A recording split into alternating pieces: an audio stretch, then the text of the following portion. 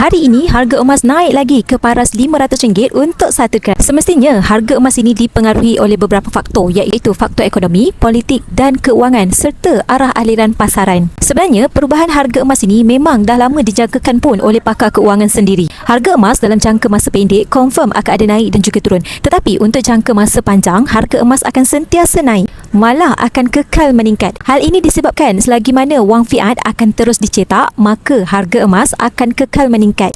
Tapi persoalan yang kita patut tanya kepada diri sendiri, berapa gram emas yang kita dah ada? Saya yakin tuan-puan tak lagi risau tentang perubahan harga emas sebab tuan-puan dah ada matlamat dan juga target apa yang tuan-puan nak capai hasil daripada simpanan emas. Mentor saya, Tuan Muhammad Zulkifli Syafiee, ada pesan, sesiapa yang monitor harga emas, dia akan berada dalam dua kerugian. Yang pertama, akan rugi dari segi masa kerana asyik monitor harga emas tetapi gram emas tak pernah pun bertambah. Yang kedua, mereka akan rugi kerana mereka akan terpaksa beli emas dengan harga yang lebih tinggi pada masa akan datang. Sebab itu tuan-puan, penyimpan emas yang berilmu, mereka akan kekal tenang. Jika harga emas naik, mereka akan tetap tambahkan juga simpanan emas mengikut bajet masing-masing.